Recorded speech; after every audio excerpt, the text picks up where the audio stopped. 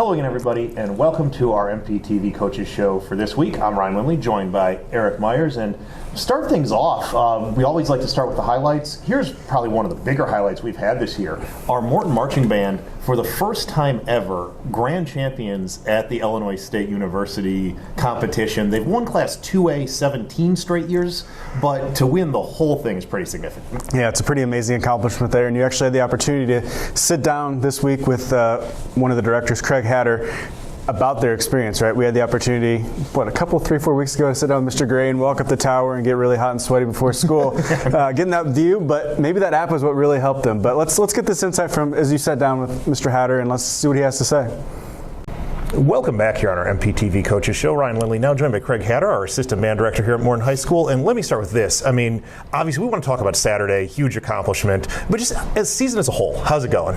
It's been a great season so far, Ryan. A lot of really awesome growth from some of our students. This freshman class has really stepped up this year, taking it from musically, marching, and everything that we're really asking them to do, as well as our leadership team really stepping up to create a fun and safe environment for all of our students. Awesome. And so Saturday we go to ISU. I mean, the 17th straight Class 2A championship. I don't want to ever minimize it, but I think it's kind of expected at this point. But the big piece of the puzzle is the first time ever to be grand champions. Just talk about that experience as a whole.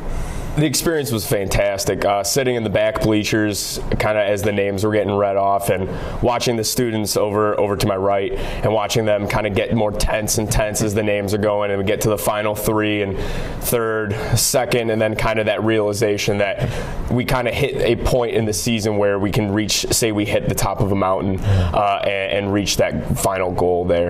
It was really awesome to see the looks on all their faces when our name was read off. So you've been here a couple years now, so I mean you've seen some growth obviously probably in just the amount of time that you've been here. Just talk about kind of build on what you're just talking about, the idea of seeing those kids and how exciting it is, especially maybe for that senior group, to feel like they're the ones that have sort of led the band to these new heights. We talked a lot in what we call tunnel at ISU after our prelims performance about how the members that have worn the uniforms before us are pushing the current members through this season. And I think that applies most to our seniors. They have a lot of connections to the past. They have a lot of connections to those classes that graduated before them. And then being able to go and kind of finish the job of those that came before was really neat. And I think it really helped all of our seniors to push through kind of the adversity that they'd faced with COVID and everything else coming out of that. Awesome. And then just kind of last one, I mean, obviously the season's not done yet. Is there anything you're particularly looking forward to, whether it's something on the field or off the field, just as you go through these last few weeks of the season?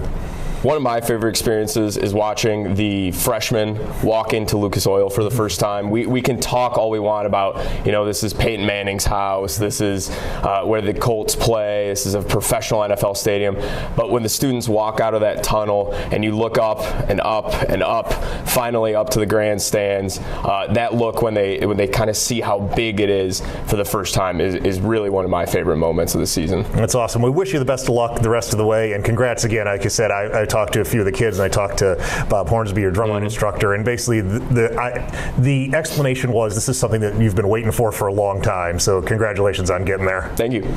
Folks, we'll be back right after this. Stick around. It was really interesting to talk to Mr. Hatter. I mean, and again, obviously they're super excited. They still got a couple competitions left, but I think the vibe is that this was one of those goals that was out there for the program for a lot of years, and finally check that box. It's accomplished. Yeah, huge accomplishment right there. Congrats to our marching Potters right there. One of those feats that might not ever happen again, but it was pretty awesome. We worked a long time, as you said, and congrats off to our marching band team. Switching gears, boys soccer beat Washington last week, 2-1 in the regional championship. They're going to play Geneseo in the sectional 7 p.m. final. It's actually happening as we record this tonight, so we'll probably have some updates for you, and might just see some text across the screen there. But this sectional final is going to be a huge game right there, playing a Geneseo team that's really good on the pitch.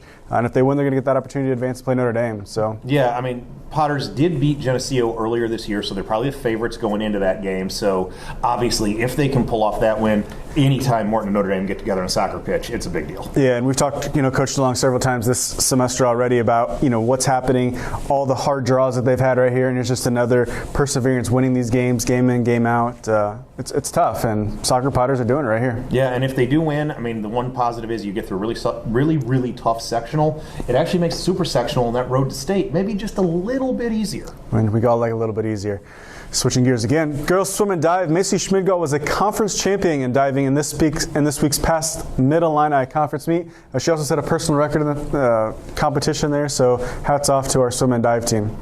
Let's talk about volleyball. They entered the postseason with a 16-15 record. They played Peoria Notre Dame last night. That was Tuesday night, obviously, for those that are watching this later in the week. Unfortunately, the season did come to an end. They lost in 3 sets to the Irish. But congratulations to volleyball on a great season. Jordan Williams took over as head coach this year, and I think he's got the program going in a good direction after year 1. We're definitely getting there. Our 3 seniors, best of luck to you ladies as you move on your next journeys. Cross country, our boys were regional champs with Josh Weeks, Eunice Wutruth, and Chase Sauter finishing 1, 2, 3 again. Congrats to Coach Zeller and our wonderful boys cross country team. On the flip side, the girls finished in 3rd place with Kerrigan Vandal leading the way at 5th place. Real strong running finishes right there, and I think we've said it every week. We just keep getting better as we run faster, further, stronger, right? We just keep getting better and better and better. Yeah, I ran into Coach Zeller the other day, and hopefully we'll get him on the show maybe in the next couple of weeks. But he's really excited. He feels like this is potentially the best season that Morton Cross Country has ever had. And which is saying a lot because they had a really successful season last year. Yeah, no, absolutely. So there's a real, I mean, you never want to put pressure on them, but there's a real likelihood that there's another state trophy coming back to Morton this fall. We like those words. Yeah. Those are good words. Yeah. So flipping gears to the big sport that everybody loves here, fall football. What a tough game last Friday night at Washington, 7-0. Heartfelt, hard loss right there. Probably one of the better games the Potters have played all season against a really good Washington opponent. I mean, kind of take us through what you're thinking there and how it kind of went all down. Yeah, I mean, obviously the 7-0 loss is disappointing. I mean, anytime you lose by 7, it's disappointing. But, I mean, just a very physical, competitive game for really, 46 minutes, 46 and a half minutes. It was 0-0. Washington gets that last touchdown in the last 2 minutes.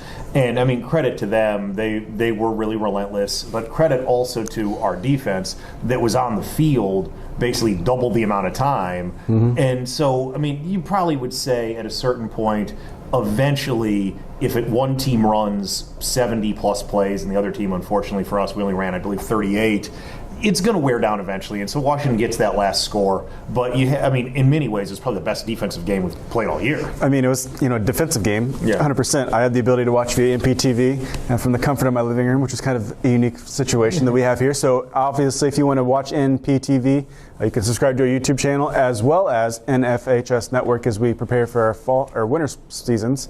But awesome game, back and forth, the whole entire thing. I thought we were going to pull it out there, maybe get that playoff berth, but our hats go off to Washington and good luck in the postseason.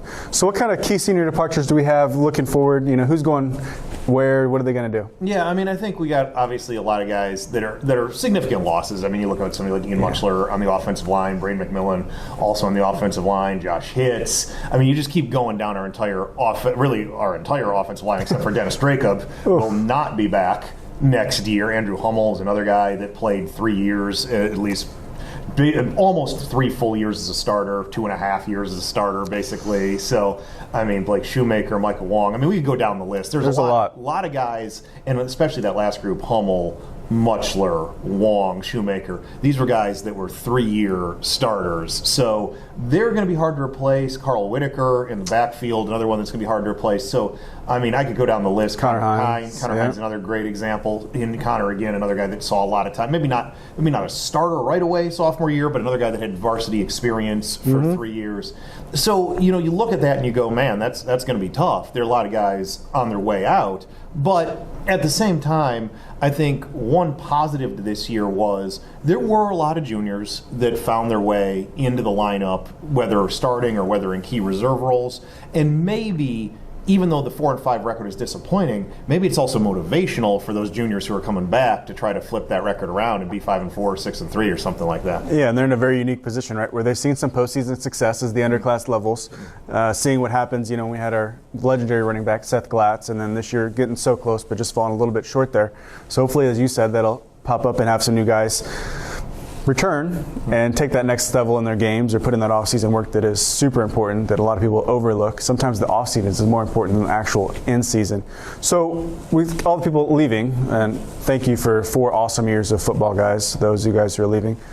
Who's coming back? Yeah, I mean, I guess that's probably, at this point, the more important question, right? I mentioned Dennis Dracob. I mean, I think he's a significant returnee because he's the one returning offensive lineman.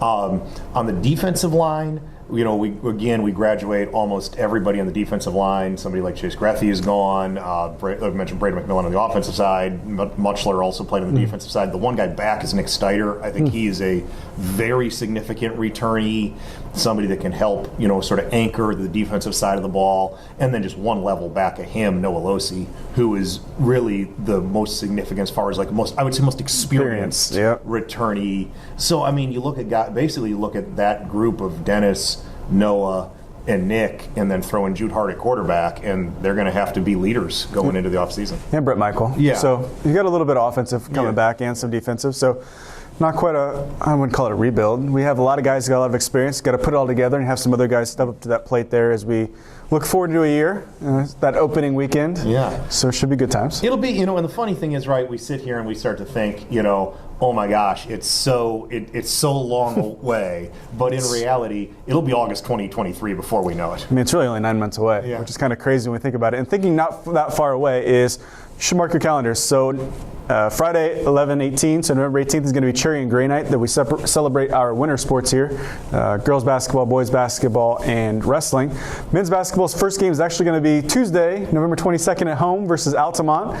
Girls basketball is going to be Saturday, November 19th at Rock Island. Yeah, I want to talk about a tough opening game there. It is. Great place to play, though. Awesome place to play. One of the best field houses you're ever going to find, Rock Island High School. And they've actually done some remodeling. So, I mean, if you want to just go see a really cool venue, you can make that road trip on November 19th. Not only that, it's loud in there. Yes. And they typically have a good student section, even for girls' games. Yeah. I mean, maybe it's on a Saturday. You know, it might be a little tough, but it's one of those where I think the sound echoes off all the concrete walls. It's a cool place. And then wrestling's going to open their season with I think it's a little bit of a tri-match but November 21st with IVC. So one of our goals here after, you know, we're wrapping up a lot of our postseason sports here, which is kind of weird because we're recording this on a Wednesday, and we have people playing Wednesday nights, Thursday nights. We're trying to update you guys as much as possible in real time. We don't know what's happening.